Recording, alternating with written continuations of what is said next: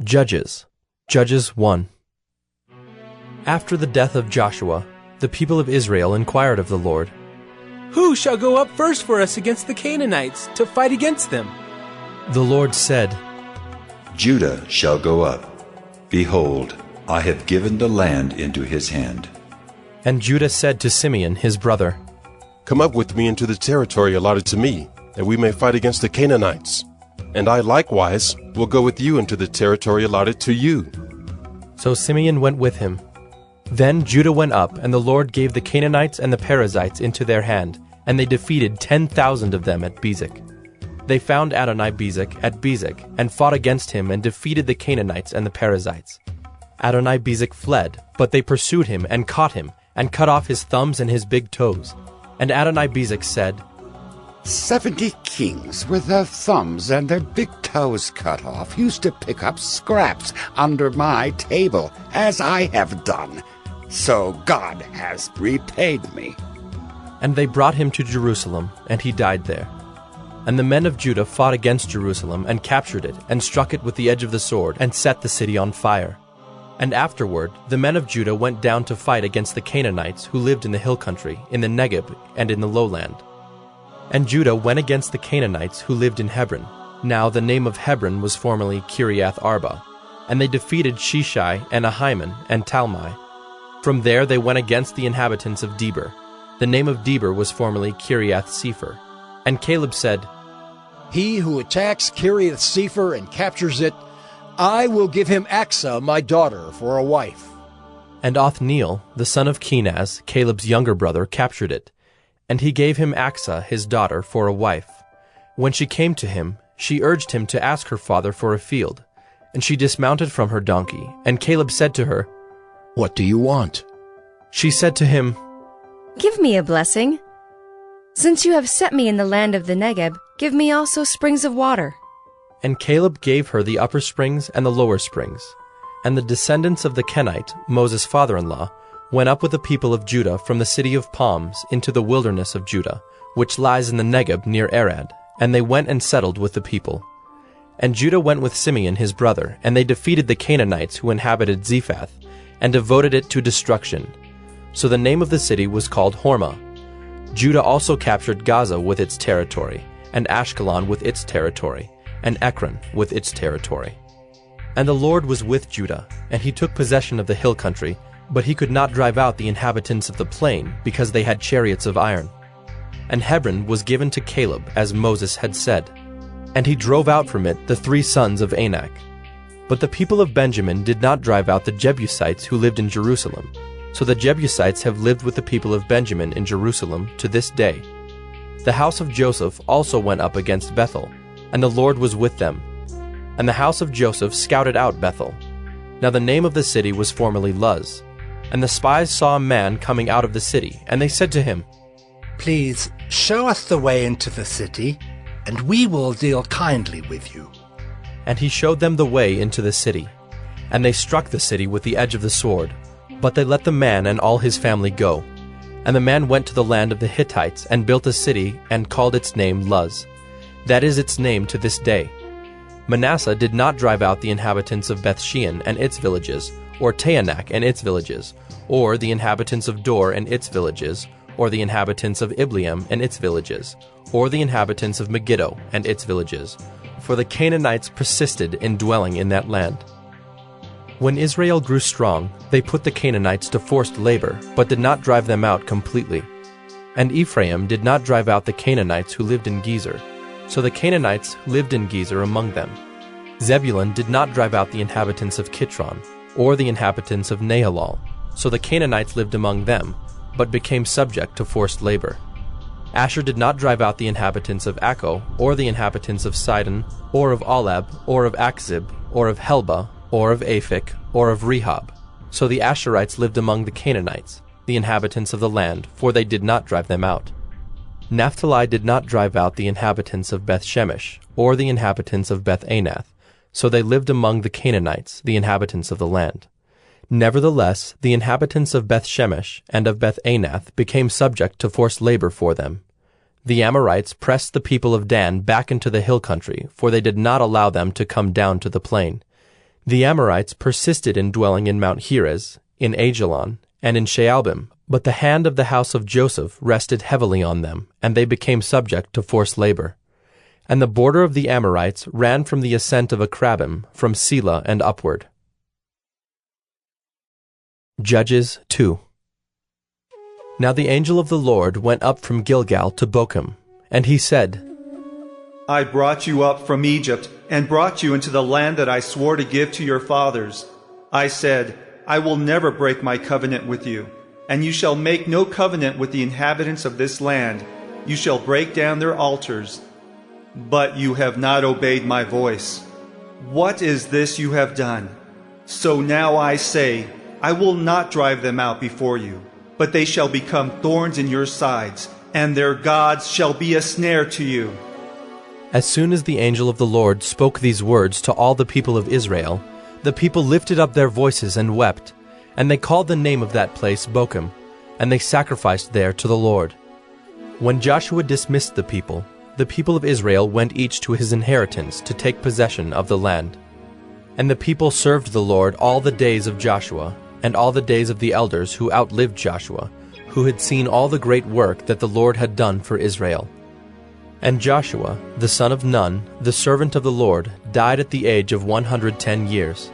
And they buried him within the boundaries of his inheritance in Timnath-Heres, in the hill country of Ephraim, north of the mountain of Gaash. And all that generation also were gathered to their fathers. And there arose another generation after them, who did not know the Lord or the work that he had done for Israel. And the people of Israel did what was evil in the sight of the Lord, and served the Baals. And they abandoned the Lord, the God of their fathers, who had brought them out of the land of Egypt. They went after other gods from among the gods of the peoples who were around them, and bowed down to them, and they provoked the Lord to anger. They abandoned the Lord, and served the Baals and the Ashtaroth. So the anger of the Lord was kindled against Israel, and he gave them over to plunderers who plundered them. And he sold them into the hand of their surrounding enemies, so that they could no longer withstand their enemies. Whenever they marched out, the hand of the Lord was against them for harm, as the Lord had warned, and as the Lord had sworn to them. And they were in terrible distress. Then the Lord raised up judges, who saved them out of the hand of those who plundered them. Yet they did not listen to their judges, for they whored after other gods and bowed down to them. They soon turned aside from the way in which their fathers had walked, who had obeyed the commandments of the Lord, and they did not do so. Whenever the Lord raised up judges for them, the Lord was with the judge, and he saved them from the hand of their enemies all the days of the judge. For the Lord was moved to pity by their groaning because of those who afflicted and oppressed them. But whenever the judge died, they turned back and were more corrupt than their fathers, going after other gods, serving them and bowing down to them. They did not drop any of their practices or their stubborn ways. So the anger of the Lord was kindled against Israel. And he said, Because this people has transgressed my covenant that I commanded their fathers and have not obeyed my voice, I will no longer drive out before them any of the nations that Joshua left when he died, in order to test Israel by them, whether they will take care to walk in the way of the Lord as their fathers did or not. So the Lord left those nations, not driving them out quickly, and he did not give them into the hand of Joshua. Judges 3. Now these are the nations that the Lord left to test Israel by them, that is, all in Israel who had not experienced all the wars in Canaan. It was only in order that the generations of the people of Israel might know war, to teach war to those who had not known it before. These are the nations: the 5 lords of the Philistines, and all the Canaanites, and the Sidonians and the Hivites who lived on Mount Lebanon, from Mount Baal Hermon as far as Lebo-Hamath. They were for the testing of Israel, to know whether Israel would obey the commandments of the Lord, which he commanded their fathers by the hand of Moses. So the people of Israel lived among the Canaanites, the Hittites, the Amorites, the Perizzites, the Hivites, and the Jebusites.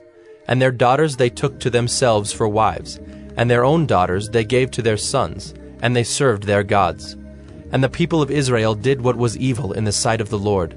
They forgot the Lord their God, and served the Baals and the Ashtaroth. Therefore the anger of the Lord was kindled against Israel, And he sold them into the hand of Cushan-Rishathaim, king of Mesopotamia. And the people of Israel served Cushan-Rishathaim 8 years. But when the people of Israel cried out to the Lord raised up a deliverer for the people of Israel, who saved them, Othniel the son of Kenaz, Caleb's younger brother. The Spirit of the Lord was upon him, and he judged Israel. He went out to war, and the Lord gave Cushan-Rishathaim, king of Mesopotamia, into his hand.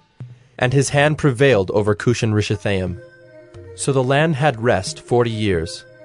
Then Othniel the son of Kenaz died, and the people of Israel again did what was evil in the sight of the Lord.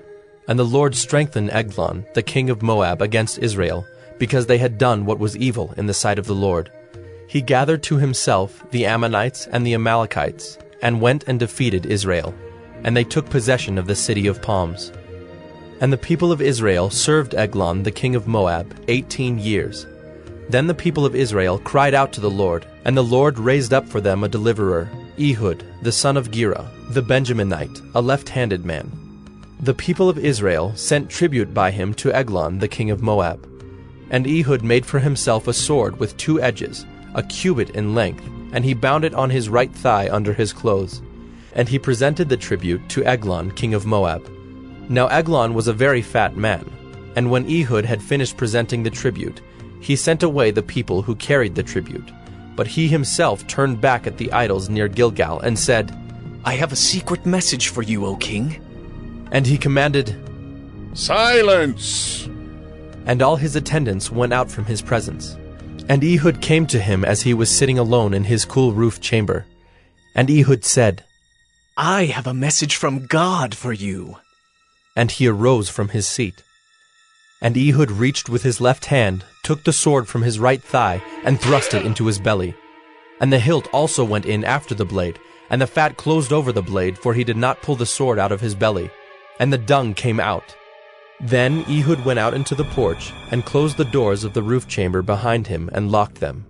When he had gone, the servants came, and when they saw that the doors of the roof chamber were locked, they thought, Surely he is relieving himself in the closet of the cool chamber. And they waited till they were embarrassed.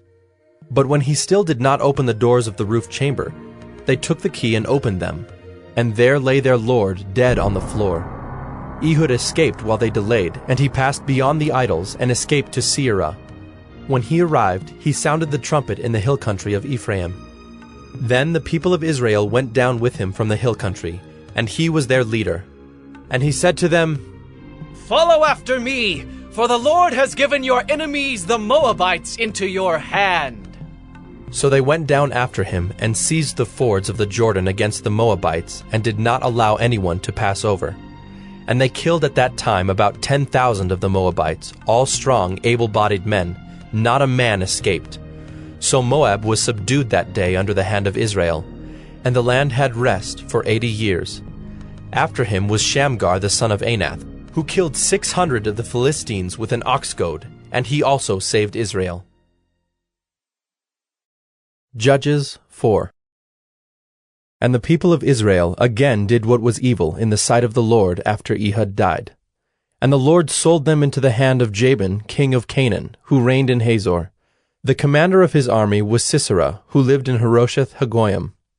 Then the people of Israel cried out to the Lord for help, for he had 900 chariots of iron, and he oppressed the people of Israel cruelly for 20 years. Now Deborah, a prophetess, the wife of Lapidoth, was judging Israel at that time. She used to sit under the palm of Deborah between Ramah and Bethel, in the hill country of Ephraim, and the people of Israel came up to her for judgment. She sent and summoned Barak, the son of Abinoam, from Kedesh Naphtali, and said to him, Has not the Lord, the God of Israel, commanded you? Go, gather your men at Mount Tabor, taking 10,000 from the people of Naphtali and the people of Zebulun.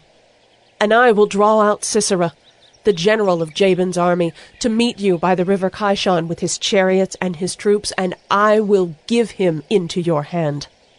Barak said to her, If you will go with me, I will go.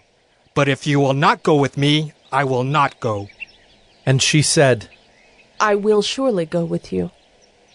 Nevertheless, the road on which you are going will not lead to your glory, for the Lord will sell Sisera into the hand of a woman." Then Deborah arose and went with Barak to Kedesh. And Barak called out Zebulun and Naphtali to Kedesh, and 10,000 men went up at his heels, and Deborah went up with him. Now Heber the Kenite had separated from the Kenites, the descendants of Hobab, the father-in-law of Moses, and had pitched his tent as far away as the oak in Zaanannim, which is near Kedesh. When Sisera was told that Barak the son of Abinoam had gone up to Mount Tabor, Sisera called out all his chariots, 900 chariots of iron, and all the men who were with him, from Harosheth-Hagoyim to the river Kishon.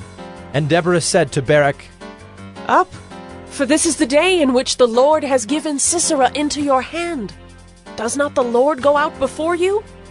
So Barak went down from Mount Tabor with 10,000 men following him.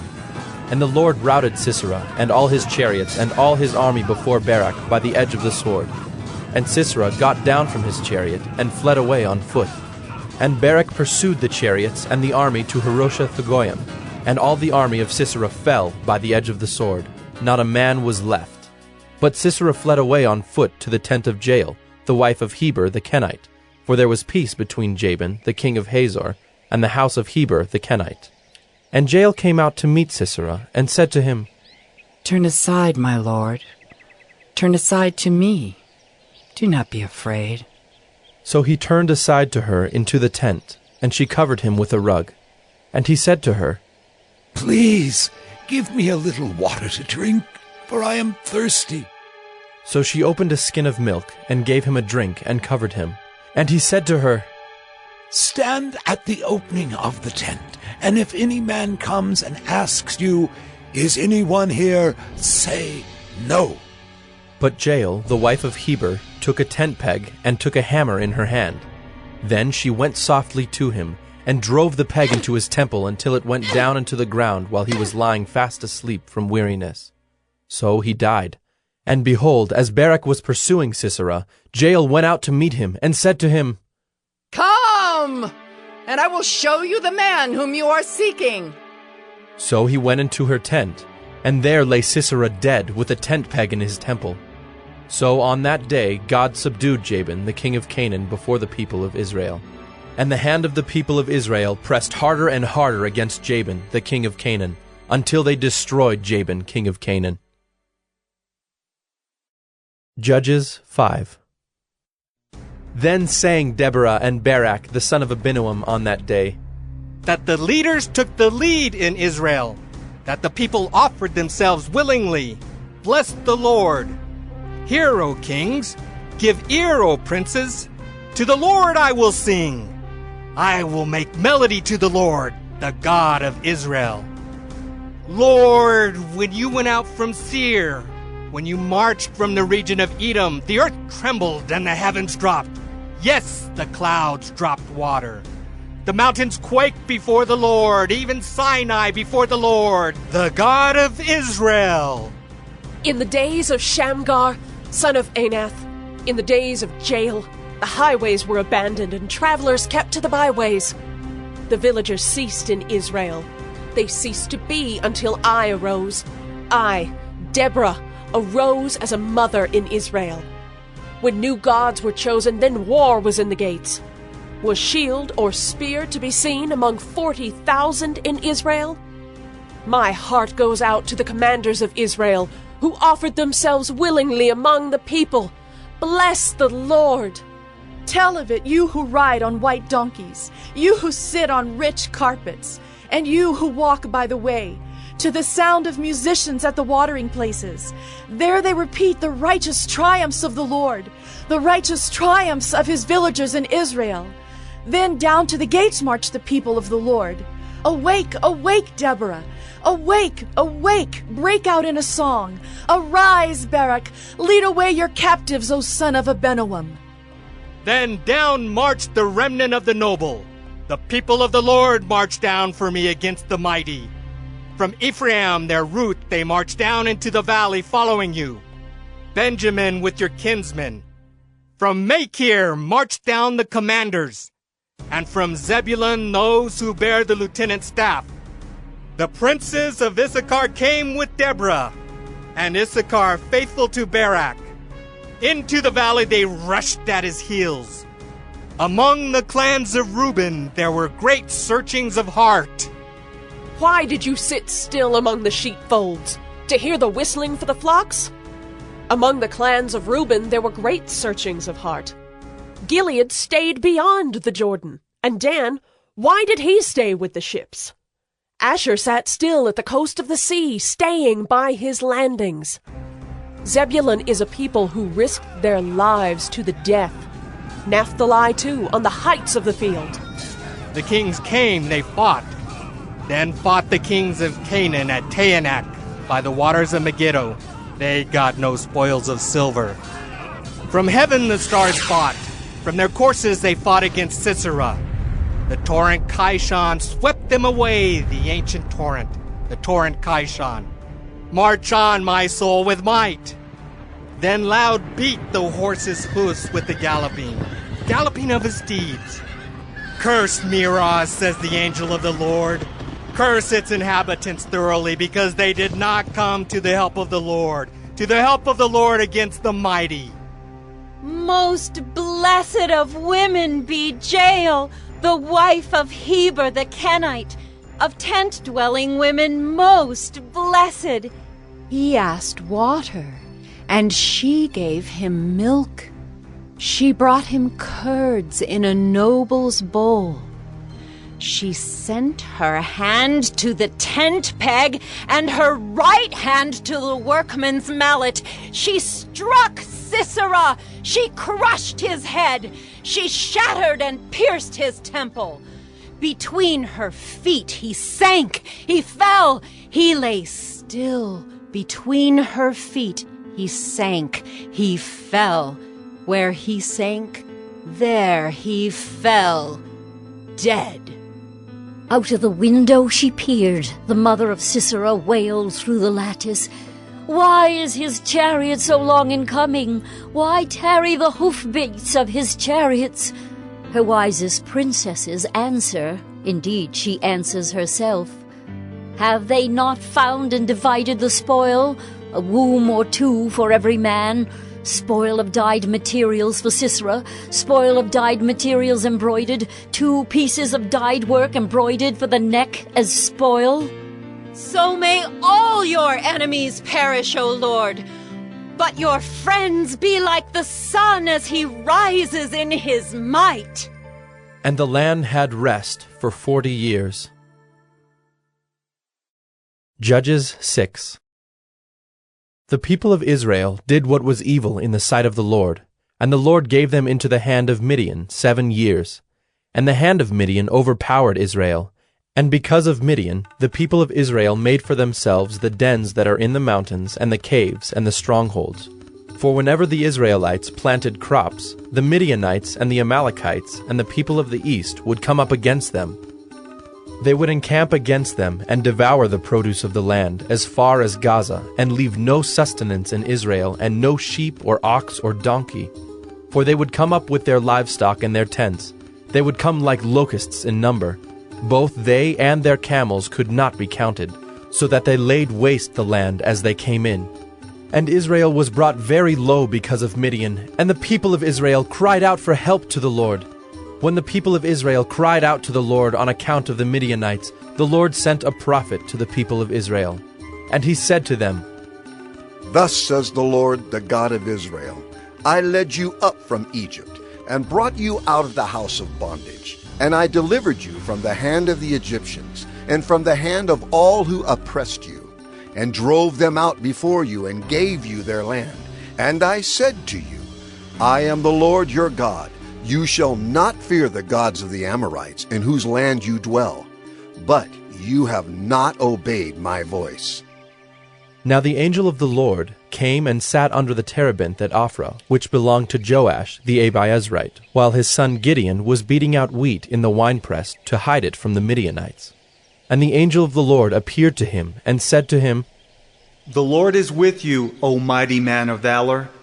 And Gideon said to him, Please, sir, if the Lord is with us, why then has all this happened to us? And where are all his wonderful deeds that our fathers recounted to us, saying, Did not the Lord bring us up from Egypt? But now, The Lord has forsaken us and given us into the hand of Midian. And the Lord turned to him and said, Go in this might of yours and save Israel from the hand of Midian. Do not I send you? And he said to him, Please, Lord, how can I save Israel? Behold, my clan is the weakest in Manasseh, and I am the least in my father's house. And the Lord said to him, But I will be with you, and you shall strike the Midianites as one man.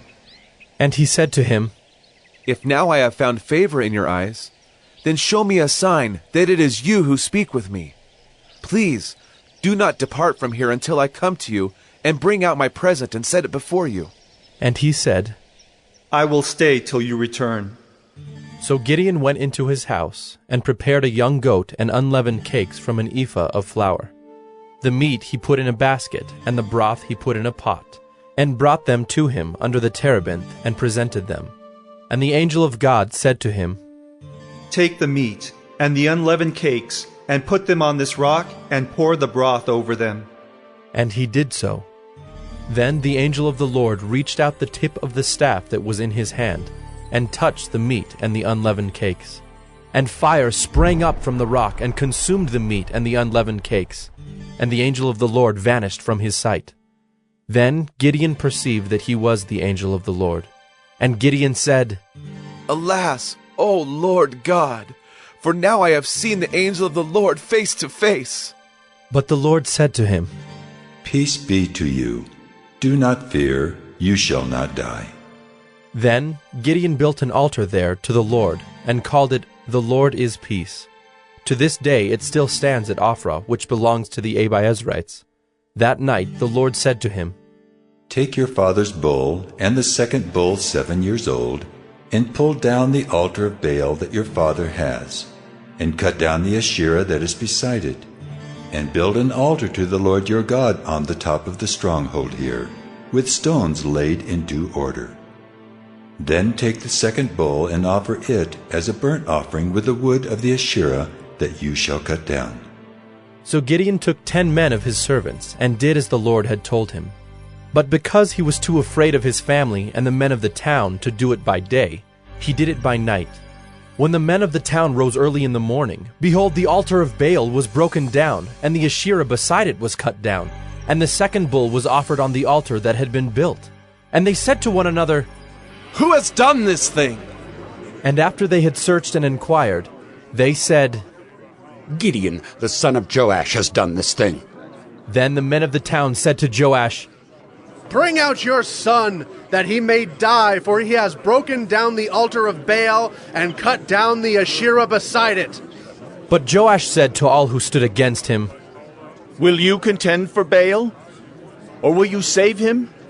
Whoever contends for him shall be put to death by morning. If he is a god, let him contend for himself, because his altar has been broken down. Therefore, on that day, Gideon was called Jerubbaal, that is to say, Let Baal contend against him, because he broke down his altar. Now all the Midianites and the Amalekites and the people of the east came together, and they crossed the Jordan and encamped in the valley of Jezreel. But the Spirit of the Lord clothed Gideon, and he sounded the trumpet, and the Abiezrites were called out to follow him. And he sent messengers throughout all Manasseh, and they too were called out to follow him. And he sent messengers to Asher, Zebulun, and Naphtali, and they went up to meet them. Then Gideon said to God, If you will save Israel by my hand, as you have said, behold, I am laying a fleece of wool on the threshing floor. If there is dew on the fleece alone, and it is dry on all the ground, then I shall know that you will save Israel by my hand, as you have said. And it was so. When he rose early next morning and squeezed the fleece, he wrung enough dew from the fleece to fill a bowl with water. Then Gideon said to God, Let not your anger burn against me. Let me speak just once more. Please, let me test just once more with the fleece. Please, let it be dry on the fleece only, and on all the ground let there be dew. And God did so that night, and it was dry on the fleece only, and on all the ground there was dew. Judges 7. Then Jerubbaal, that is Gideon, and all the people who were with him rose early and encamped beside the spring of Harod. And the camp of Midian was north of them, by the hill of Moreh in the valley. The Lord said to Gideon, The people with you are too many for me to give the Midianites into their hand, lest Israel boast over me, saying, My own hand has saved me. Now therefore proclaim in the ears of the people, saying, Whoever is fearful and trembling, let him return home, and hurry away from Mount Gilead.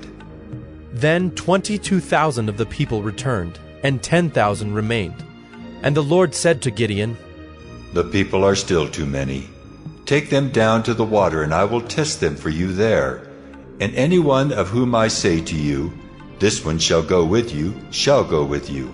And anyone of whom I say to you, This one shall not go with you, shall not go. So he brought the people down to the water. And the Lord said to Gideon, Everyone who laps the water with his tongue as a dog laps, you shall set by himself. Likewise, everyone who kneels down to drink. And the number of those who lapped, putting their hands to their mouths, was 300 men. But all the rest of the people knelt down to drink water.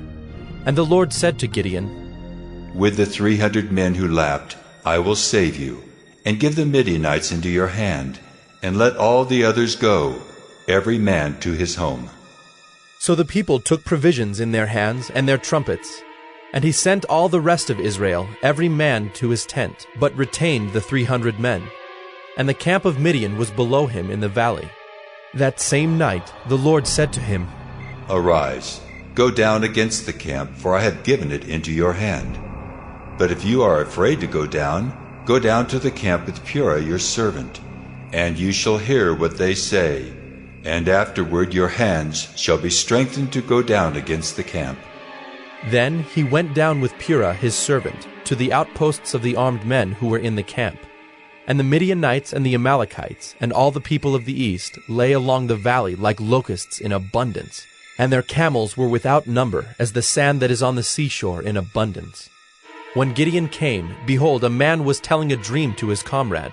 And he said, Behold, I dreamed a dream, and behold, a cake of barley bread tumbled into the camp of Midian, and came to the tent and struck it so that it fell, and turned it upside down, so that the tent lay flat.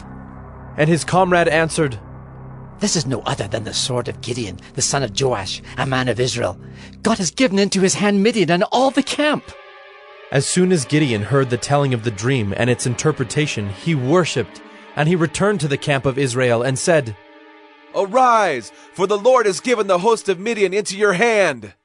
And he divided the 300 men into 3 companies, and put trumpets into the hands of all of them, and empty jars with torches inside the jars. And he said to them, Look at me, and do likewise. When I come to the outskirts of the camp, do as I do. When I blow the trumpet, I and all who are with me, then blow the trumpets also on every side of all the camp, and shout, For the Lord and for Gideon! So Gideon and the 100 men who were with him came to the outskirts of the camp at the beginning of the middle watch, when they had just set the watch. And they blew the trumpets and smashed the jars that were in their hands. Then the 3 companies blew the trumpets and broke the jars. They held in their left hands the torches, and in their right hands the trumpets to blow. And they cried out, A sword for the Lord and for Gideon! Every man stood in his place around the camp, and all the army ran. They cried out and fled. When they blew the 300 trumpets, the Lord set every man's sword against his comrade and against all the army. And the army fled as far as Bethshittah toward Zererah, as far as the border of Abel-Meholah by Tabbath. And the men of Israel were called out from Naphtali and from Asher and from all Manasseh, and they pursued after Midian. Gideon sent messengers throughout all the hill country of Ephraim, saying, Come down against the Midianites and capture the waters against them, as far as Beth-barah and also the Jordan. So all the men of Ephraim were called out, and they captured the waters as far as Beth-barah and also the Jordan.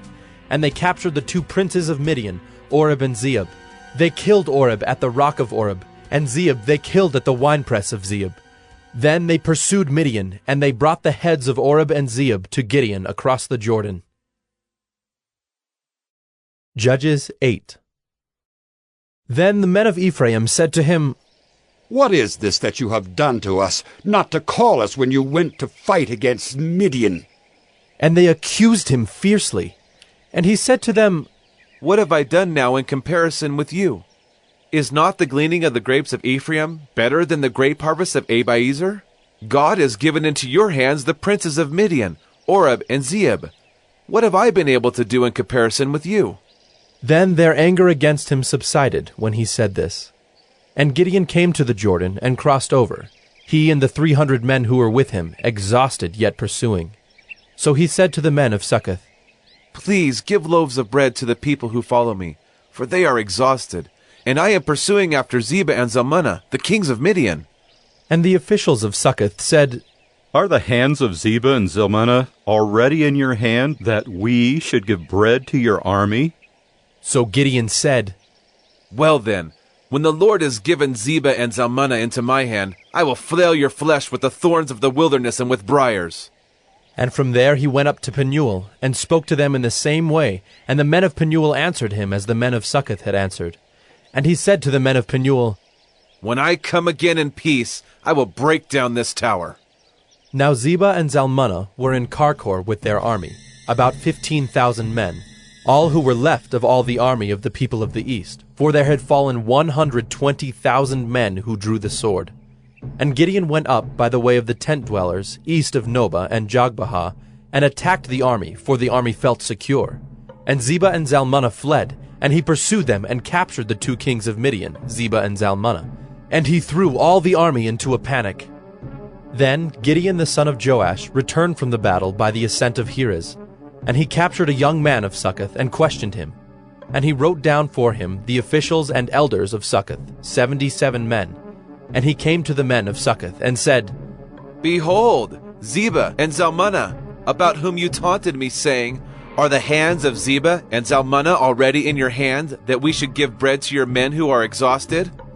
And he took the elders of the city, and he took thorns of the wilderness and briars, and with them taught the men of Succoth a lesson. And he broke down the tower of Penuel, and killed the men of the city. Then he said to Zebah and Zalmunna, Where are the men whom you killed at Tabor? They answered, As you are, so were they. Every one of them resembled the son of a king. And he said, They were my brothers, the sons of my mother. As the Lord lives, if you had saved them alive, I would not kill you. So he said to Jether, his firstborn, Rise and kill them! But the young man did not draw his sword, for he was afraid because he was still a young man. Then Zebah and Zalmunna said, Rise yourself and fall upon us, for as the man is, so is his strength. And Gideon arose and killed Zebah and Zalmunna, and he took the crescent ornaments that were on the necks of their camels. Then the men of Israel said to Gideon, Rule over us, you and your son and your grandson also, for you have saved us from the hand of Midian. Gideon said to them, I will not rule over you, and my son will not rule over you. The Lord will rule over you. And Gideon said to them, Let me make a request of you. Every one of you give me the earrings from his spoil. For they had golden earrings, because they were Ishmaelites. And they answered, We will willingly give them. And they spread a cloak, and every man threw in it the earrings of his spoil. And the weight of the golden earrings that he requested was 1,700 shekels of gold, besides the crescent ornaments and the pendants and the purple garments worn by the kings of Midian, and besides the collars that were around the necks of their camels. And Gideon made an ephod of it and put it in his city, in Ophrah. And all Israel whored after it there, and it became a snare to Gideon and to his family. So Midian was subdued before the people of Israel, and they raised their heads no more.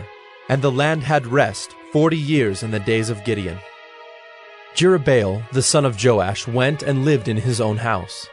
Now Gideon had 70 sons, his own offspring, for he had many wives.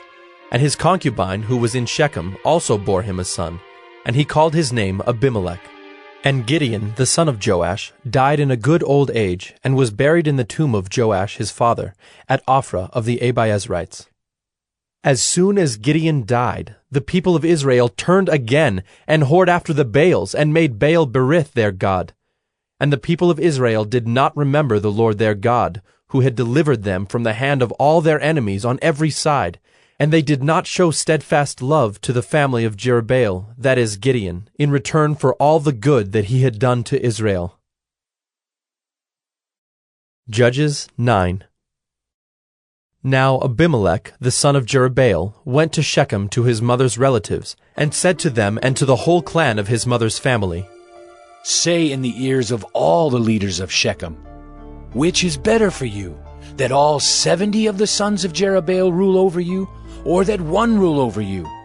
Remember also that I am your bone and your flesh.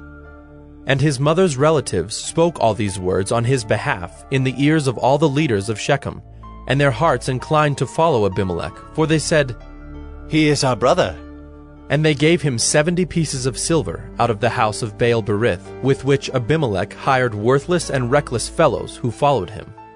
And he went to his father's house at Ophrah, and killed his brothers, the sons of Jerubbaal, 70 men on one stone.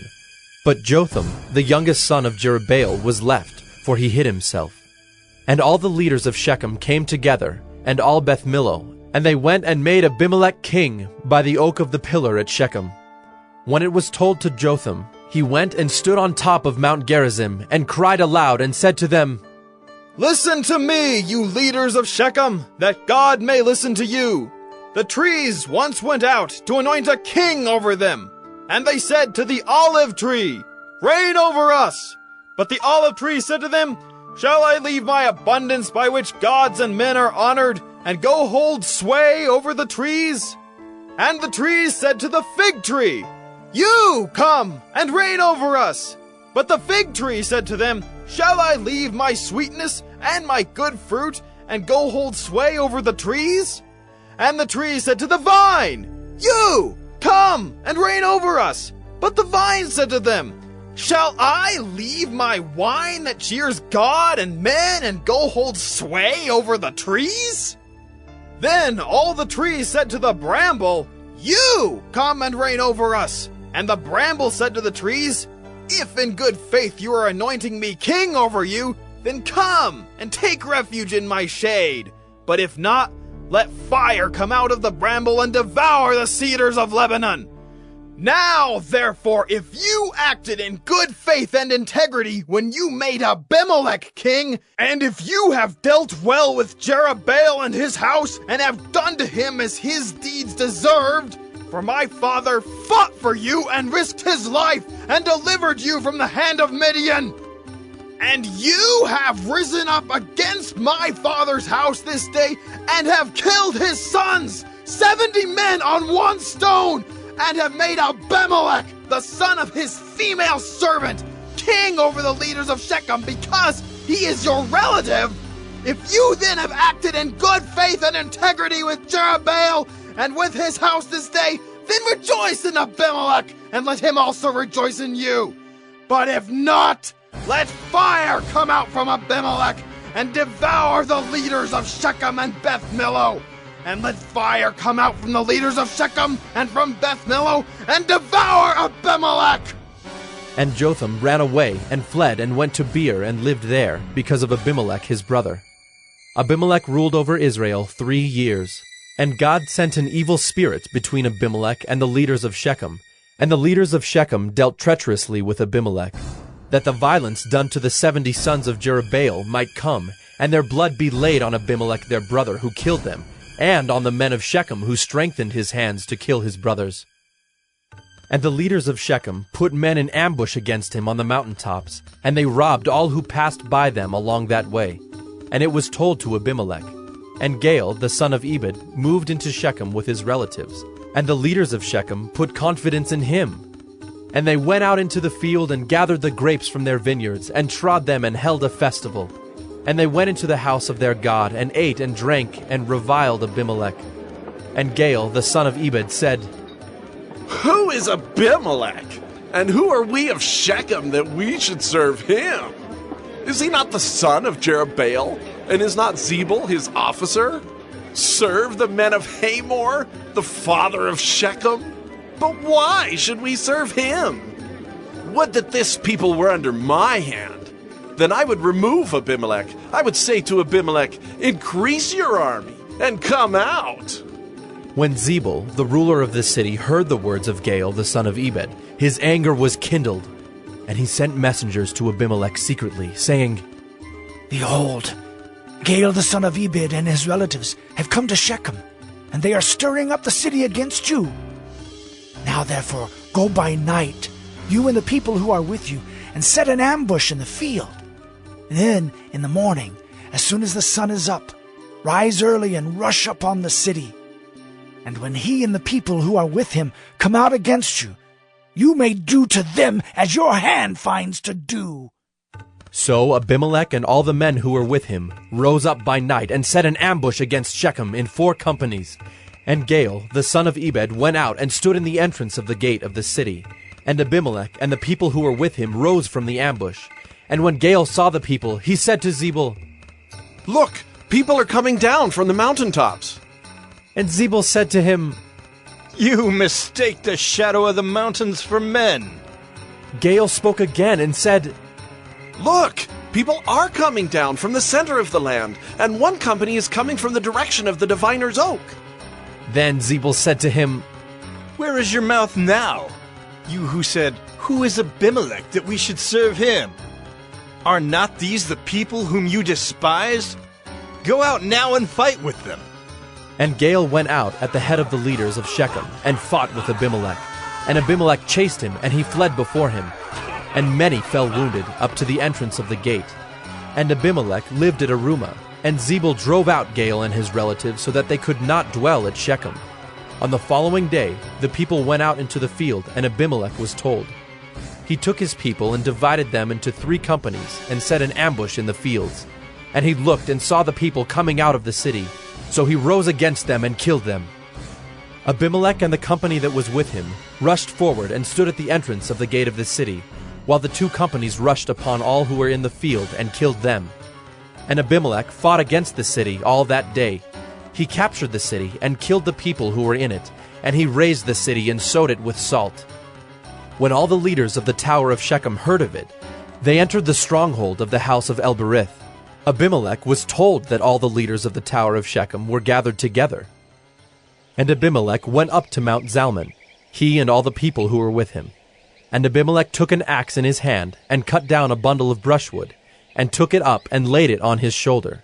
And he said to the men who were with him, What you have seen me do, hurry and do as I have done. So every one of the people cut down his bundle, and following Abimelech put it against the stronghold. And they set the stronghold on fire over them, so that all the people of the tower of Shechem also died, about 1,000 men and women. Then Abimelech went to Thebez and encamped against Thebez and captured it. But there was a strong tower within the city, and all the men and women and all the leaders of the city fled to it and shut themselves in, and they went up to the roof of the tower. And Abimelech came to the tower and fought against it, and drew near to the door of the tower to burn it with fire. And a certain woman threw an upper millstone on Abimelech's head and crushed his skull. Then he called quickly to the young man, his armor-bearer, and said to him, Draw your sword and kill me, lest they say of me, A woman killed him. And his young man thrust him through, and he died. And when the men of Israel saw that Abimelech was dead, everyone departed to his home. Thus God returned the evil of Abimelech, which he committed against his father in killing his 70 brothers. And God also made all the evil of the men of Shechem return on their heads, and upon them came the curse of Jotham, the son of Jerubbaal. Judges 10. After Abimelech, there arose to save Israel Tola, the son of Puah, son of Dodo, a man of Issachar, and he lived at Shamer in the hill country of Ephraim. And he judged Israel 23 years. Then he died and was buried at Shamer. After him arose Jair the Gileadite, who judged Israel 22 years. And he had 30 sons who rode on 30 donkeys, and they had 30 cities called Havoth Jair to this day, which are in the land of Gilead. And Jair died and was buried in Canaan.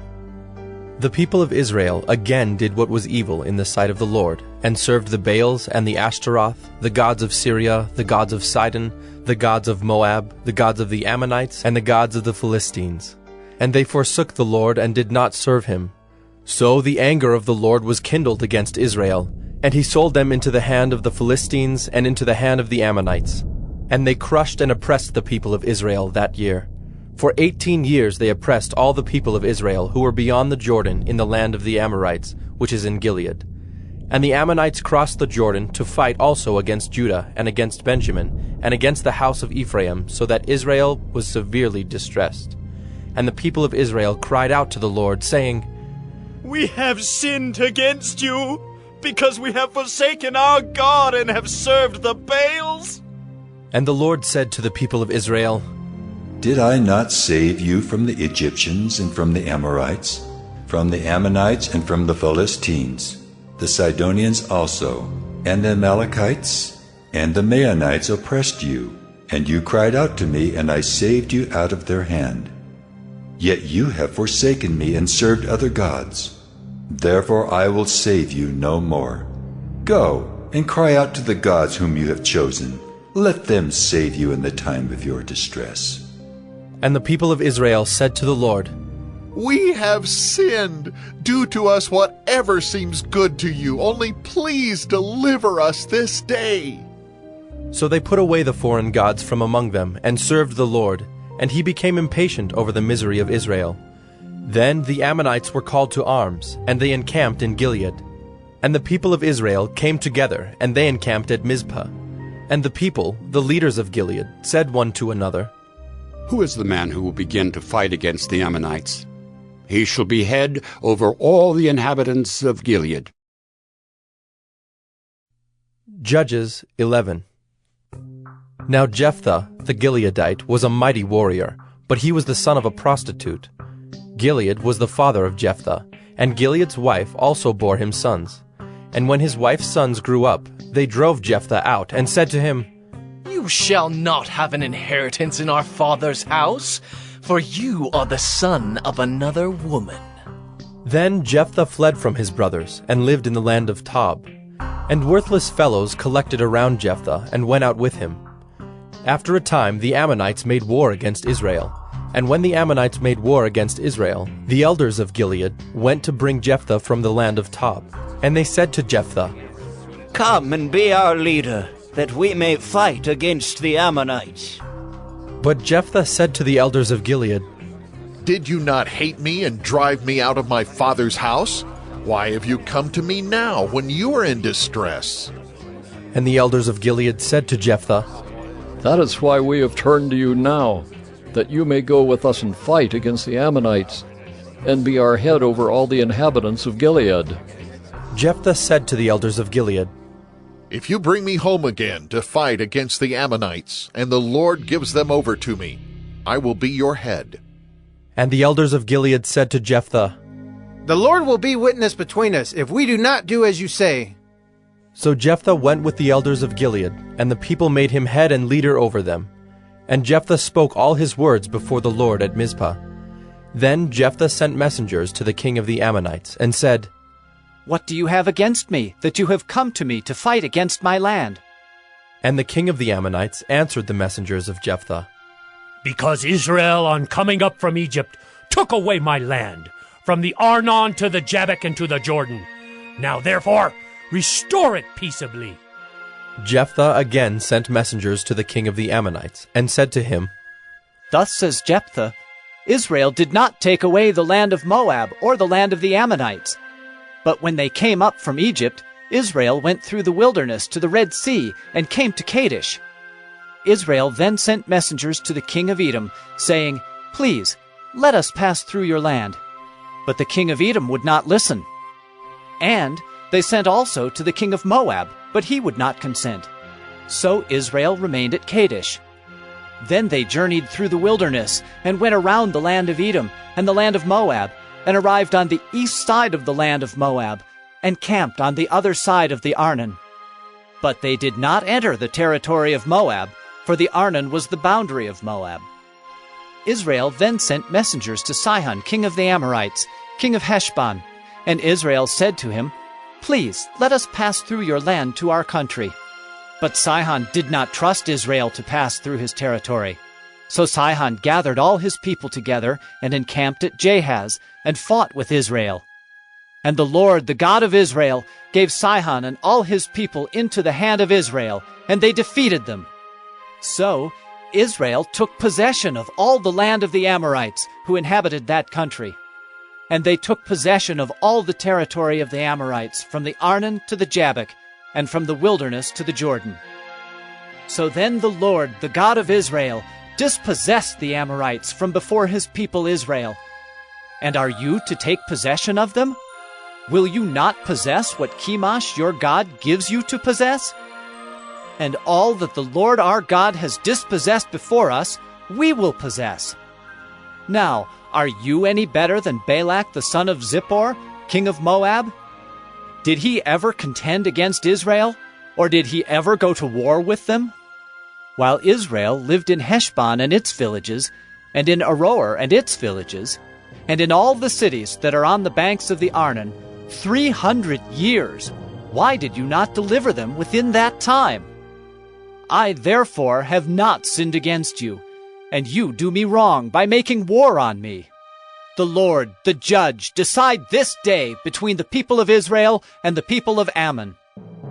But the king of the Ammonites did not listen to the words of Jephthah that he sent to him. Then the Spirit of the Lord was upon Jephthah, and he passed through Gilead and Manasseh, and passed on to Mizpah of Gilead.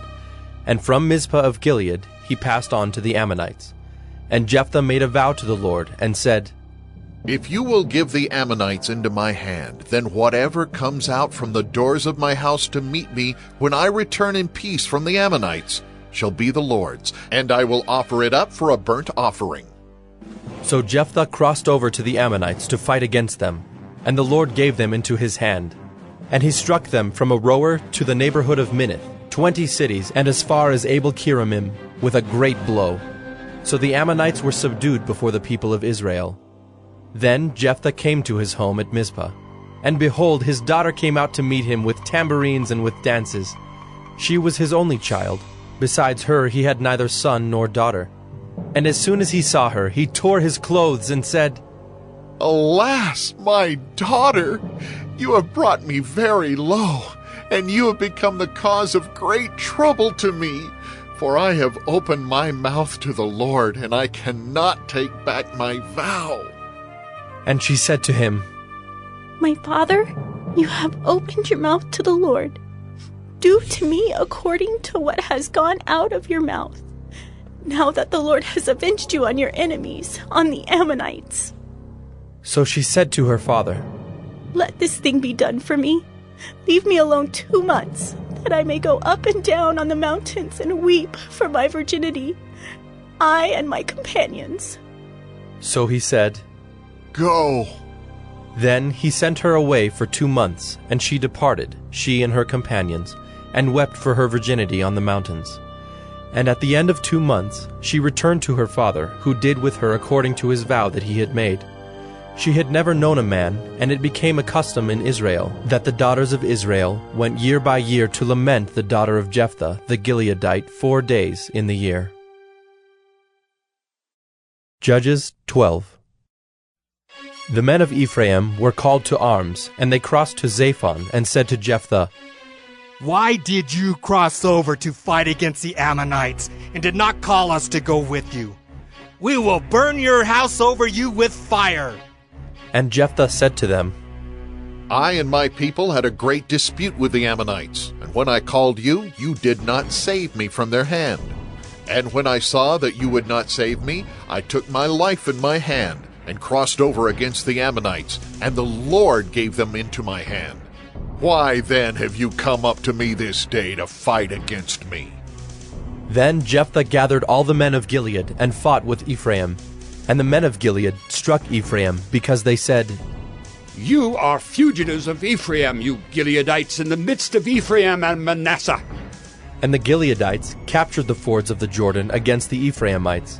And when any of the fugitives of Ephraim said, Let me go over, the men of Gilead said to him, Are you an Ephraimite? When he said, No, they said to him, Then say Shibboleth. And he said, Sibboleth, for he could not pronounce it right.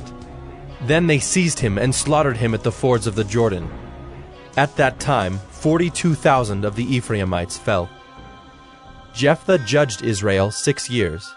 Then Jephthah the Gileadite died and was buried in his city in Gilead. After him, Ibzan of Bethlehem judged Israel. He had 30 sons, and 30 daughters he gave in marriage outside his clan, and 30 daughters he brought in from outside for his sons. And he judged Israel 7 years. Then Ibzan died and was buried at Bethlehem. After him, Elon the Zebulunite judged Israel, and he judged Israel 10 years. Then Elon the Zebulunite died and was buried at Ajalon in the land of Zebulun. After him, Abdon the son of Hillel the Pirathonite judged Israel. He had 40 sons and 30 grandsons, who rode on 70 donkeys, and he judged Israel 8 years. Then Abdon the son of Hillel the Pirathonite died, and was buried at Pirathon in the land of Ephraim, in the hill country of the Amalekites. Judges 13. And the people of Israel again did what was evil in the sight of the Lord. So the Lord gave them into the hand of the Philistines for 40 years. There was a certain man of Zorah, of the tribe of the Danites, whose name was Manoah, and his wife was barren and had no children. And the angel of the Lord appeared to the woman, and said to her, Behold, you are barren and have not borne children, but you shall conceive and bear a son. Therefore be careful and drink no wine or strong drink, and eat nothing unclean. For behold, you shall conceive and bear a son. No razor shall come upon his head, for the child shall be a Nazirite to God from the womb, and he shall begin to save Israel from the hand of the Philistines. Then the woman came and told her husband, A man of God came to me, and his appearance was like the appearance of the angel of God, very awesome. I did not ask him where he was from, and he did not tell me his name, but he said to me, Behold, you shall conceive and bear a son. So then drink no wine or strong drink, and eat nothing unclean, for the child shall be a Nazirite to God from the womb to the day of his death. Then Manoah prayed to the Lord and said, O Lord, please let the man of God whom you sent come again to us and teach us what we are to do with the child who will be born. And God listened to the voice of Manoah. And the angel of God came again to the woman as she sat in the field.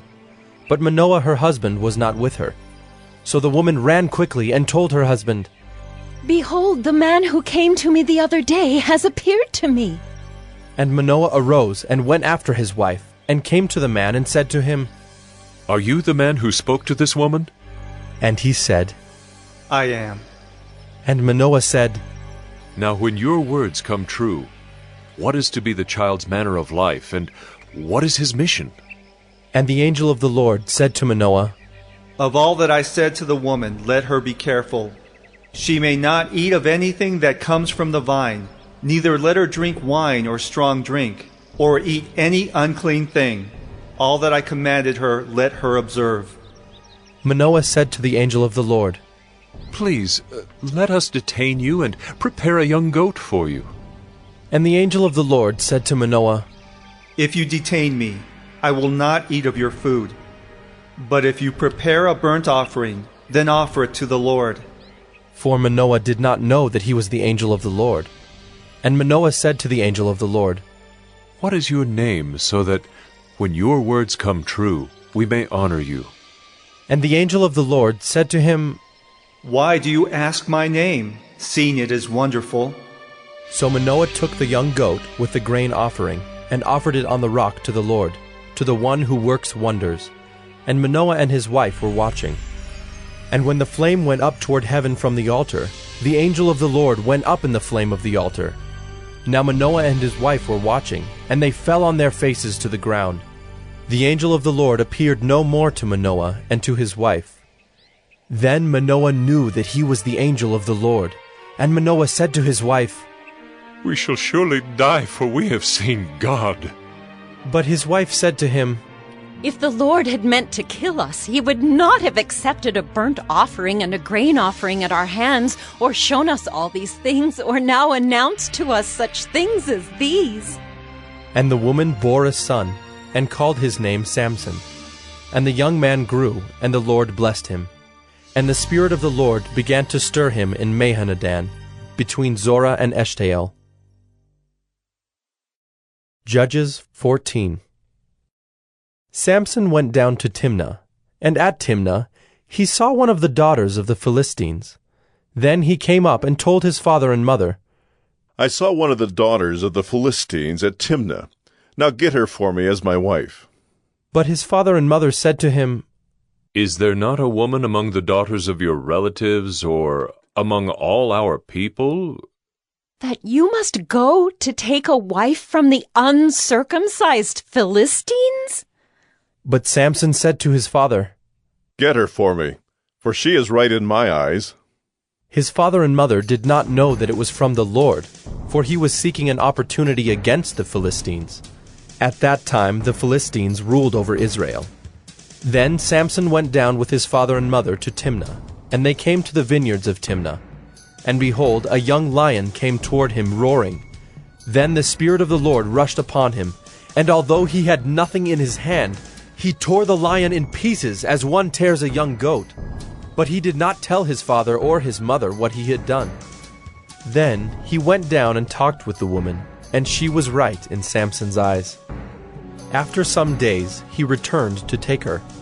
And he turned aside to see the carcass of the lion, and behold, there was a swarm of bees in the body of the lion, and honey. He scraped it out into his hands, and went on, eating as he went. And he came to his father and mother, and gave some to them, and they ate. But he did not tell them that he had scraped the honey from the carcass of the lion. His father went down to the woman, and Samson prepared a feast there, for so the young men used to do. As soon as the people saw him, they brought 30 companions to be with him. And Samson said to them, Let me now put a riddle to you.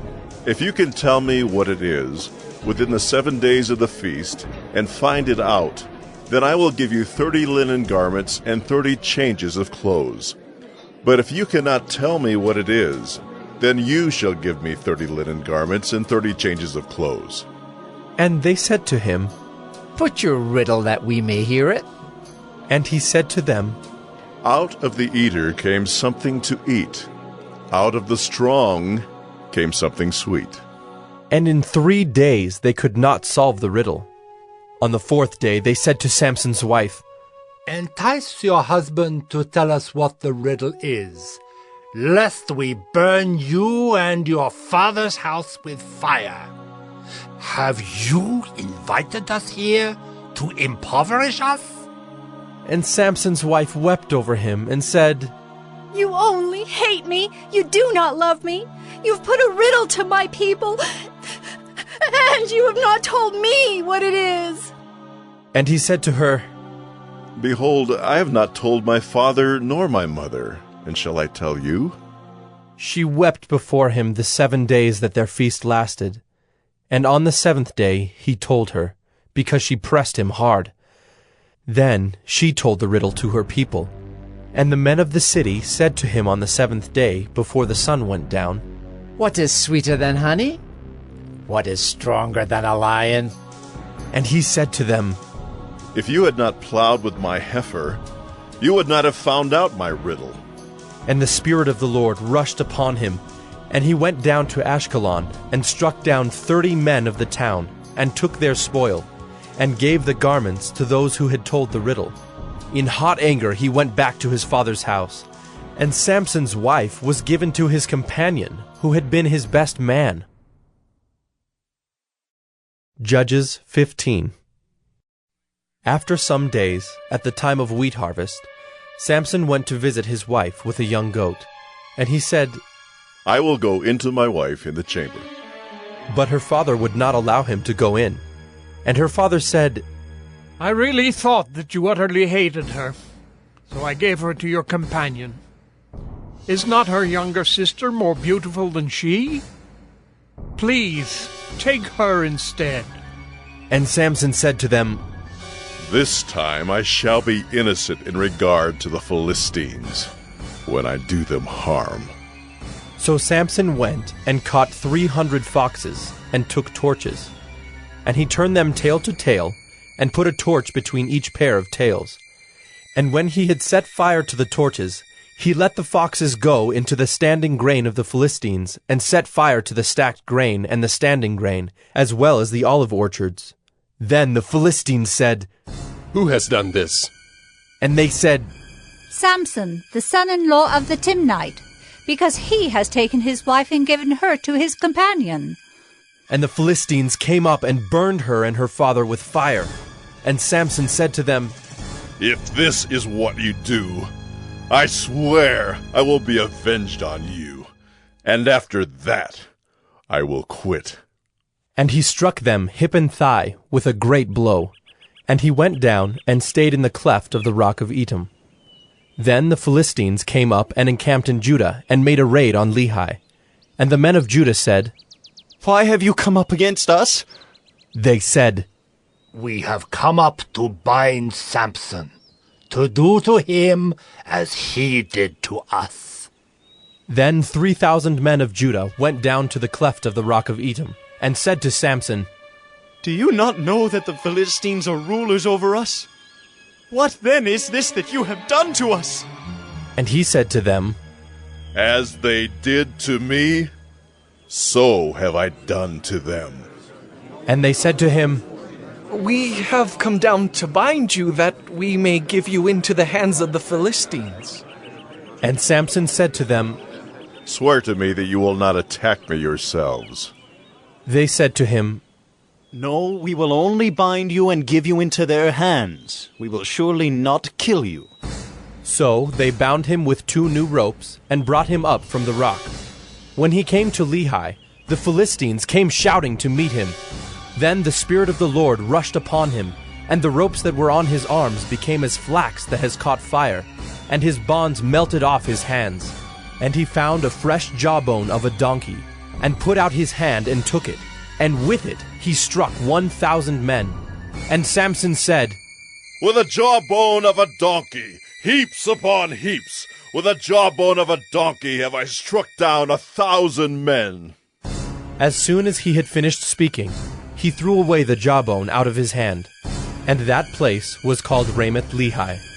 And he was very thirsty, and he called upon the Lord and said, "You have granted this great salvation by the hand of your servant, and shall I now die of thirst and fall into the hands of the uncircumcised?" And God split open the hollow place that is at Lehi, and water came out from it. And when he drank, his spirit returned, and he revived. Therefore the name of it was called En-Hakkore. It is at Lehi to this day. And he judged Israel in the days of the Philistines 20 years. Judges 16. Samson went to Gaza, and there he saw a prostitute, and he went into her. The Gazites were told, "Samson has come here." And they surrounded the place, and set an ambush for him all night at the gate of the city. They kept quiet all night, saying, "Let us wait till the light of the morning, then we will kill him." But Samson lay till midnight. And at midnight he arose and took hold of the doors of the gate of the city, and the 2 posts, and pulled them up, bar and all, and put them on his shoulders, and carried them to the top of the hill that is in front of Hebron. After this, he loved a woman in the valley of Sorek, whose name was Delilah. And the lords of the Philistines came up to her and said to her, "Seduce him, and see where his great strength lies, and by what means we may overpower him, that we may bind him to humble him. And we will each give you 1,100 pieces of silver." So Delilah said to Samson, "Please, tell me where your great strength lies, and how you might be bound that one could subdue you." Samson said to her, "If they bind me with 7 fresh bowstrings that have not been dried, then I shall become weak and be like any other man." Then the lords of the Philistines brought up to her 7 fresh bowstrings that had not been dried, and she bound him with them. Now she had men lying in ambush in an inner chamber, and she said to him, "The Philistines are upon you, Samson." But he snapped the bowstrings as a thread of flax snaps when it touches the fire. So the secret of his strength was not known. Then Delilah said to Samson, Behold, you have mocked me and told me lies. Please, tell me how you might be bound.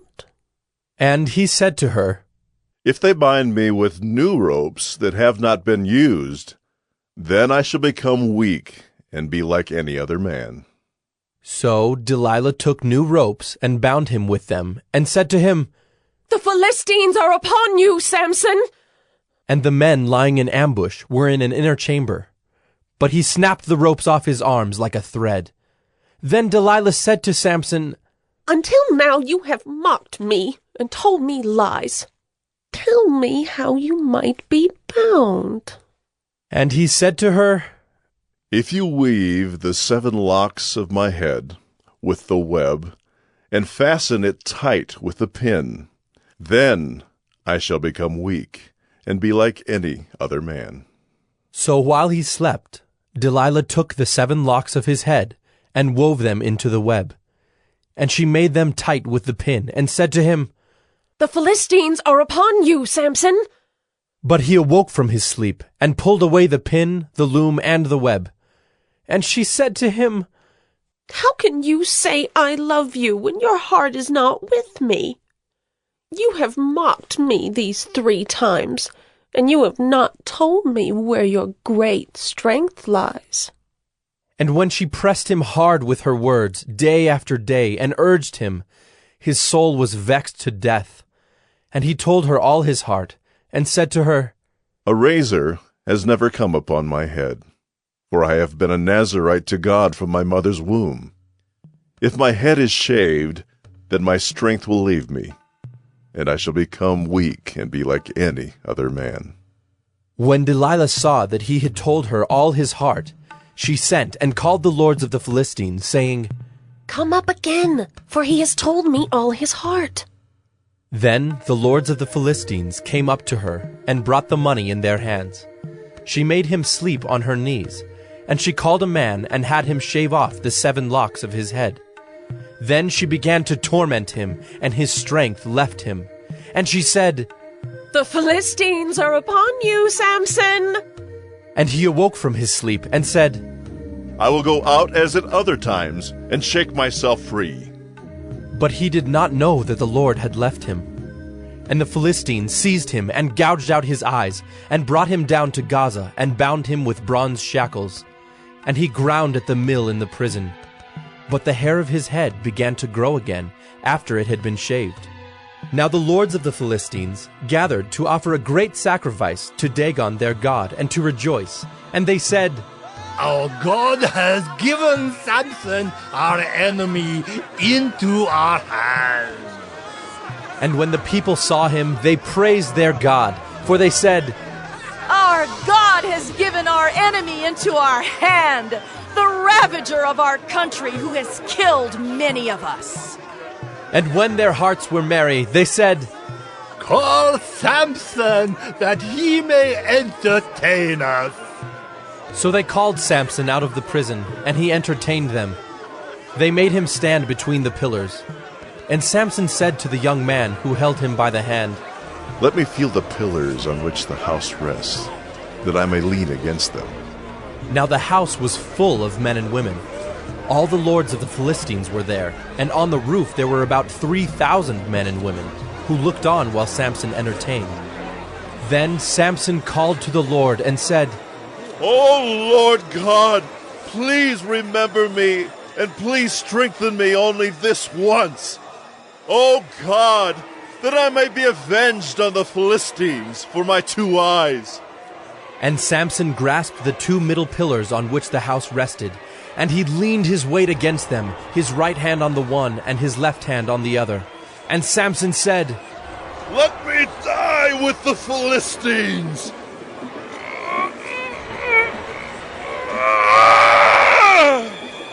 Then he bowed with all his strength, and the house fell upon the lords and upon all the people who were in it. So the dead whom he killed at his death were more than those whom he had killed during his life. Then his brothers and all his family came down and took him, and brought him up and buried him between Zorah and Eshtaol, in the tomb of Manoah his father. He had judged Israel 20 years. Judges 17. There was a man of the hill country of Ephraim, whose name was Micah. And he said to his mother, The 1,100 pieces of silver that were taken from you, about which you uttered a curse, and also spoke it in my ears, behold, the silver is with me. I took it. And his mother said, Blessed be my son by the Lord. And he restored the 1,100 pieces of silver to his mother. And his mother said, I dedicate the silver to the Lord from my hand for my son, to make a carved image and a metal image. Now therefore I will restore it to you. So when he restored the money to his mother took 200 pieces of silver, and gave it to the silversmith, who made it into a carved image and a metal image. And it was in the house of Micah. And the man Micah had a shrine, and he made an ephod and household gods, and ordained one of his sons, who became his priest. In those days there was no king in Israel. Everyone did what was right in his own eyes. Now there was a young man of Bethlehem in Judah, of the family of Judah, who was a Levite, and he sojourned there. And the man departed from the town of Bethlehem in Judah to sojourn where he could find a place. And as he journeyed, he came to the hill country of Ephraim, to the house of Micah. And Micah said to him, Where do you come from? And he said to him, I am a Levite of Bethlehem in Judah, and I'm going to sojourn where I may find a place. And Micah said to him, Stay with me, and be to me a father and a priest, and I will give you 10 pieces of silver a year, and a suit of clothes, and your living. And the Levite went in. And the Levite was content to dwell with the man, and the young man became to him like one of his sons. And Micah ordained the Levite, and the young man became his priest, and was in the house of Micah. Then Micah said, Now I know that the Lord will prosper me, because I have a Levite as priest. Judges 18. In those days there was no king in Israel, and in those days the tribe of the people of Dan was seeking for itself an inheritance to dwell in, for until then no inheritance among the tribes of Israel had fallen to them. So the people of Dan sent 5 able men from the whole number of their tribe, from Zorah and from Eshtaol, to spy out the land and to explore it. And they said to them, Go and explore the land. And they came to the hill country of Ephraim, to the house of Micah, and lodged there. When they were by the house of Micah, they recognized the voice of the young Levite. And they turned aside and said to him, Who brought you here? What are you doing in this place? What is your business here? And he said to them, This is how Micah dealt with me. He has hired me, and I have become his priest. And they said to him, Inquire of God, please, that we may know whether the journey on which we are setting out will succeed. And the priest said to them, Go in peace. The journey on which you go is under the eye of the Lord. Then the 5 men departed and came to Laish, and saw the people who were there, how they lived in security, after the manner of the Sidonians, quiet and unsuspecting, lacking nothing that is in the earth, and possessing wealth, and how they were far from the Sidonians, and had no dealings with anyone. And when they came to their brothers at Zorah and Eshtaol, their brothers said to them, What do you report? They said, Arise, and let us go up against them, for we have seen the land, and behold, it is very good. And will you do nothing? Do not be slow to go to enter in and possess the land. As soon as you go, you will come to an unsuspecting people. The land is spacious, for God has given it into your hands, a place where there is no lack of anything that is in the earth. So 600 men of the tribe of Dan, armed with weapons of war, set out from Zorah and Eshtaol, and went up and encamped at Kiriath-Jearim in Judah. On this account that place is called Mahaneh-dan to this day. Behold, it is west of Kiriath-Jearim. And they passed on from there to the hill country of Ephraim, and came to the house of Micah. Then the 5 men who had gone to scout out the country of Laish said to their brothers, Do you know that in these houses there are an ephod, Household gods, a carved image, and a metal image? Now therefore consider what you will do. And they turned aside there, and came to the house of the young Levite at the home of Micah, and asked him about his welfare. Now the 600 men of the Danites, armed with their weapons of war, stood by the entrance of the gate. And the 5 men who had gone to scout out the land went up, and entered and took the carved image, the ephod, the household gods, and the metal image, while the priests stood by the entrance of the gate with the 600 men armed with weapons of war. And when these went into Micah's house, and took the carved image, the ephod, the household gods, and the metal image, the priest said to them, "What are you doing?" And they said to him, "Keep quiet. Put your hand on your mouth and come with us, and be to us a father and a priest. Is it better for you to be priest to the house of one man, or to be priest to a tribe and clan in Israel?" And the priest's heart was glad. He took the ephod, and the household gods, and the carved image, and went along with the people. So they turned and departed, putting the little ones and the livestock and the goods in front of them. When they had gone a distance from the home of Micah, the men who were in the houses near Micah's house were called out, and they overtook the people of Dan. And they shouted to the people of Dan, who turned around and said to Micah, "What is the matter with you, that you come with such a company?" And he said, "You take my gods that I made and the priest, and go away? And what have I left? How then do you ask me, what is the matter with you?" And the people of Dan said to him, "Do not let your voice be heard among us, lest angry fellows fall upon you, and you lose your life with the lives of your household." Then the people of Dan went their way, and when Micah saw that they were too strong for him, he turned and went back to his home. But the people of Dan took what Micah had made, and the priest who belonged to him, and they came to Laish, to a people quiet and unsuspecting, and struck them with the edge of the sword, and burned the city with fire. And there was no deliverer, because it was far from Sidon, and they had no dealings with anyone. It was in the valley that belongs to Beth Rehob. Then they rebuilt the city, and lived in it. And they named the city Dan, after the name of Dan their ancestor, who was born to Israel. But the name of the city was Laish at the first. And the people of Dan set up the carved image for themselves. And Jonathan, the son of Gershom, son of Moses, and his sons, were priests to the tribe of the Danites until the day of the captivity of the land. So they set up Micah's carved image that he made, as long as the house of God was at Shiloh. Judges 19. In those days, when there was no king in Israel, a certain Levite was sojourning in the remote parts of the hill country of Ephraim, who took to himself a concubine from Bethlehem in Judah. And his concubine was unfaithful to him, and she went away from him to her father's house at Bethlehem in Judah, and was there some 4 months. Then her husband arose and went after her, to speak kindly to her and bring her back. He had with him his servant and a couple of donkeys, and she brought him into her father's house. And when the girl's father saw him, he came with joy to meet him. And his father-in-law, the girl's father, made him stay, and he remained with him 3 days. So they ate and drank and spent the night there. And on the 4th day they arose early in the morning, and he prepared to go. But the girl's father said to his son-in-law, "Strengthen your heart with a morsel of bread, and after that you may go." So the 2 of them sat and ate and drank together. And the girl's father said to the man, "Be pleased to spend the night, and let your heart be merry." And when the man rose up to go, his father-in-law pressed him till he spent the night there again. And on the 5th day he arose early in the morning to depart. And the girl's father said, "Strengthen your heart, and wait until the day declines." So they ate, both of them.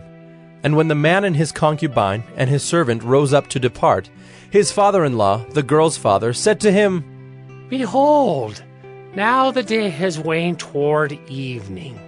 Please, spend the night. Behold, the day draws to its close. Lodge here, and let your heart be merry, And tomorrow you shall arise early in the morning for your journey and go home. But the man would not spend the night. He rose up and departed and arrived opposite Jebus, that is, Jerusalem. He had with him a couple of saddled donkeys, and his concubine was with him. When they were near Jebus, the day was nearly over, and the servant said to his master, "Come now, let us turn aside to this city of the Jebusites and spend the night in it." And his master said to him, "We will not turn aside into the city of foreigners who do not belong to the people of Israel, but we will pass on to Gibeah." And he said to his young man, "Come, and let us draw near to one of these places, and spend the night at Gibeah or at Ramah." So they passed on and went their way. And the sun went down on them near Gibeah, which belongs to Benjamin. And they turned aside there to go in and spend the night at Gibeah. And he went in and sat down in the open square of the city, for no one took them into his house to spend the night. And behold, an old man was coming from his work in the field at evening. The man was from the hill country of Ephraim, and he was sojourning in Gibeah. The men of the place were Benjaminites. And he lifted up his eyes and saw the traveler in the open square of the city. And the old man said, "Where are you going, and where do you come from?" And he said to him, "We are passing from Bethlehem in Judah to the remote parts of the hill country of Ephraim, from which I come. I went to Bethlehem in Judah, and I am going to the house of the Lord, but no one has taken me into his house. We have straw and feed for our donkeys, with bread and wine for me and your female servant and the young man with your servants. There is no lack of anything." And the old man said, "Peace be to you. I will care for all your wants, only do not spend the night in the square." So he brought him into his house, and gave the donkeys feed. And they washed their feet, and ate and drank. As they were making their hearts merry, behold, the men of the city, worthless fellows, surrounded the house, beating on the door. And they said to the old man, the master of the house, "Bring out the man who came into your house, that we may know him." And the man, the master of the house, went out to them and said to them, "No, my brothers, do not act so wickedly. Since this man has come into my house, do not do this vile thing. Behold, here are my virgin daughter and his concubine. Let me bring them out now. Violate them and do with them what seems good to you, but against this man do not do this outrageous thing." But the men would not listen to him. So the man seized his concubine and made her go out to them. And they knew her and abused her all night until the morning. And as the dawn began to break, they let her go. And as morning appeared, the woman came and fell down at the door of the man's house where her master was, until it was light. And her master rose up in the morning, and when he opened the doors of the house and went out to go on his way, behold, there was his concubine lying at the door of the house, with her hands on the threshold. He said to her, "Get up, let us be going." But there was no answer. Then he put her on the donkey, and the man rose up and went away to his home. And when he entered his house, he took a knife, and taking hold of his concubine, he divided her limb by limb into 12 pieces, and sent her throughout all the territory of Israel. And all who saw it said, "Such a thing has never happened or been seen from the day that the people of Israel came up out of the land of Egypt until this day.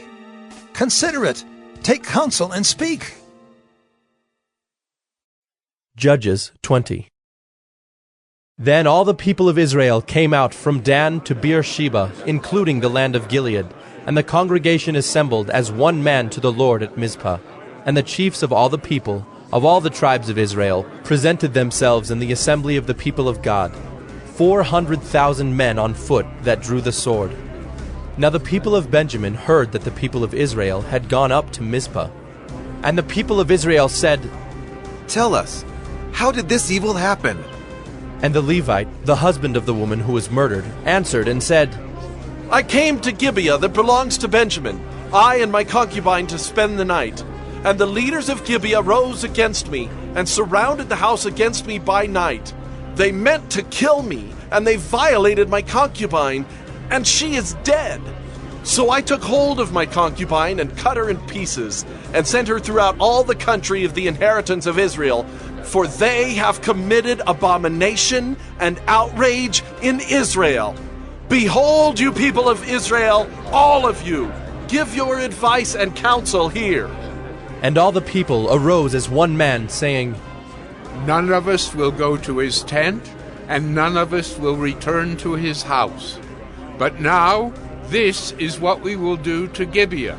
We will go up against it by lot, and we will take 10 men of 100 throughout all the tribes of Israel, and 100 of 1,000, and 1,000 of 10,000, to bring provisions for the people, that when they come, they may repay Gibeah of Benjamin for all the outrage that they have committed in Israel. So all the men of Israel gathered against the city, united as one man. And the tribes of Israel sent men through all the tribe of Benjamin, saying, What evil is this that has taken place among you? Now therefore give up the men, the worthless fellows in Gibeah, that we may put them to death and purge evil from Israel. But the Benjaminites would not listen to the voice of their brothers, the people of Israel. Then the people of Benjamin came together out of the cities to Gibeah to go out to battle against the people of Israel. And the people of Benjamin mustered out of their cities on that day 26,000 men who drew the sword, besides the inhabitants of Gibeah, who mustered 700 chosen men. Among all these were 700 chosen men who were left-handed. Every one could sling a stone at a hair and not miss. And the men of Israel, apart from Benjamin, mustered 400,000 men who drew the sword. All these were men of war. The people of Israel arose and went up to Bethel and inquired of God, Who shall go up first for us to fight against the people of Benjamin?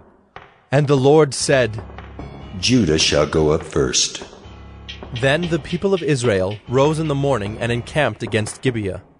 And the men of Israel went out to fight against Benjamin, and the men of Israel drew up the battle line against them at Gibeah.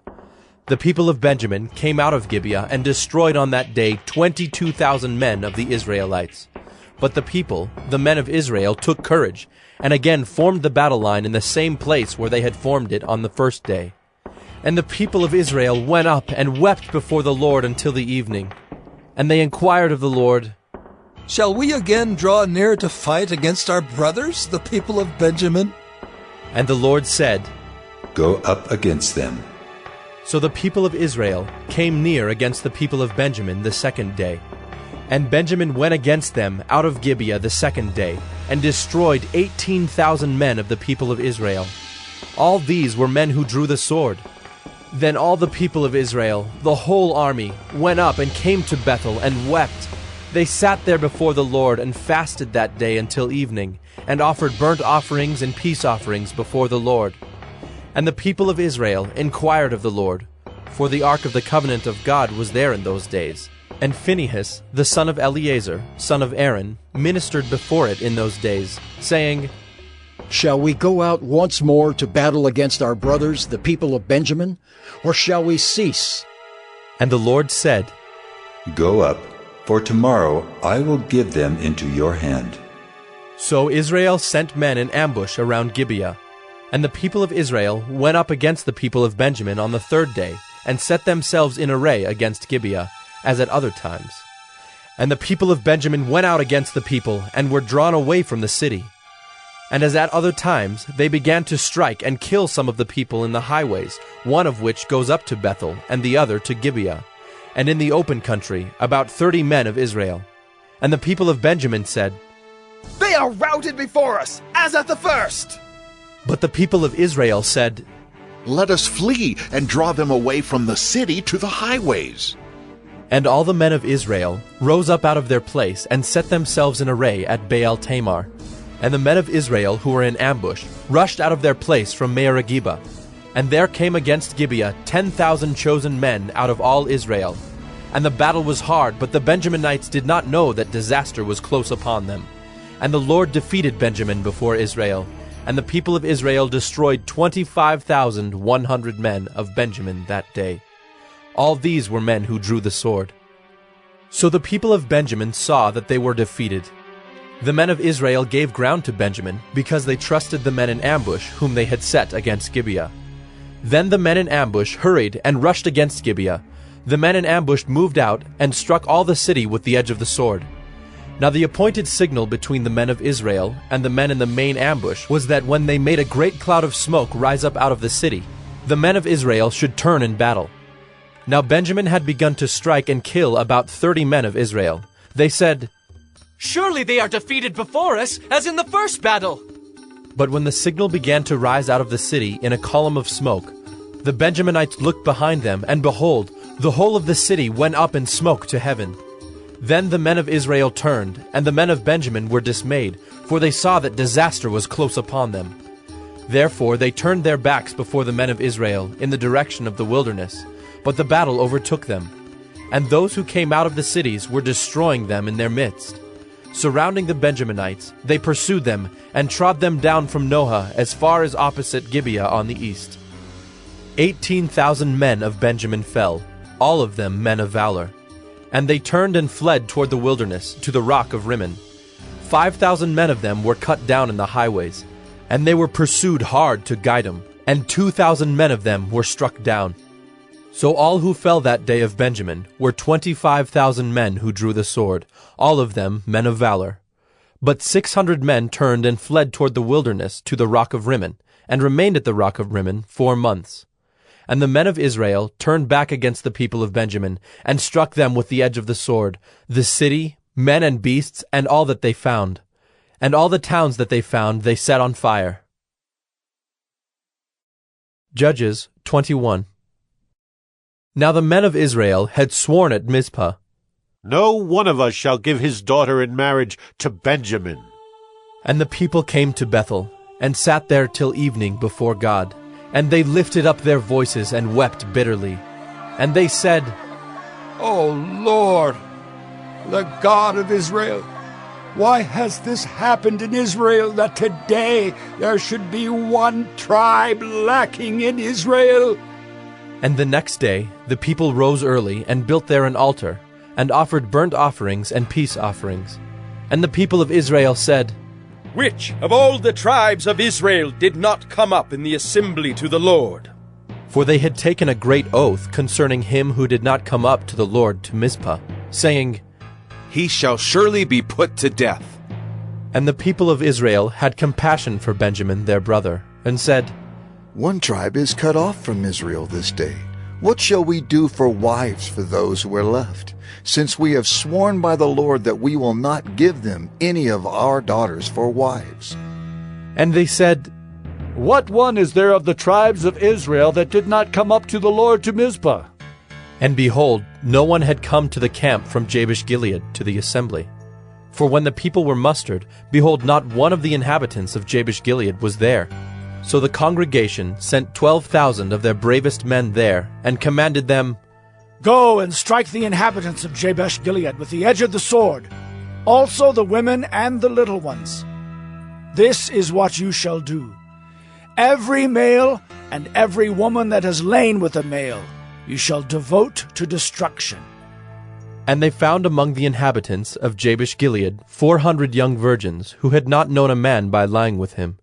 And they brought them to the camp at Shiloh, which is in the land of Canaan. Then the whole congregation sent word to the people of Benjamin who were at the rock of Rimmon, and proclaimed peace to them. And Benjamin returned at that time. And they gave them the women whom they had saved alive of the women of Jabesh-Gilead. But they were not enough for them. And the people had compassion on Benjamin, because the Lord had made a breach in the tribes of Israel. Then the elders of the congregation said, "What shall we do for wives for those who are left, since the women are destroyed out of Benjamin?" And they said, "There must be an inheritance for the survivors of Benjamin, that a tribe not be blotted out from Israel. Yet we cannot give them wives from our daughters." For the people of Israel had sworn, "Cursed be he who gives a wife to Benjamin." So they said, "Behold, there is the yearly feast of the Lord at Shiloh, which is north of Bethel, on the east of the highway that goes up from Bethel to Shechem, and south of Labonah." And they commanded the people of Benjamin, saying, "Go and lie in ambush in the vineyards, and watch. If the daughters of Shiloh come out to dance in the dances, then come out of the vineyards, and snatch each man his wife from the daughters of Shiloh, and go to the land of Benjamin. And when their fathers or their brothers come to complain to us, we will say to them, Grant them graciously to us, because we did not take for each man of them his wife in battle, neither did you give them to them, else you would now be guilty. And the people of Benjamin did so, and took their wives, according to their number, from the dancers whom they carried off. Then they went and returned to their inheritance, and rebuilt the towns and lived in them. And the people of Israel departed from there at that time, every man to his tribe and family, and they went out from there every man to his inheritance. In those days there was no king in Israel. Everyone did what was right in his own eyes.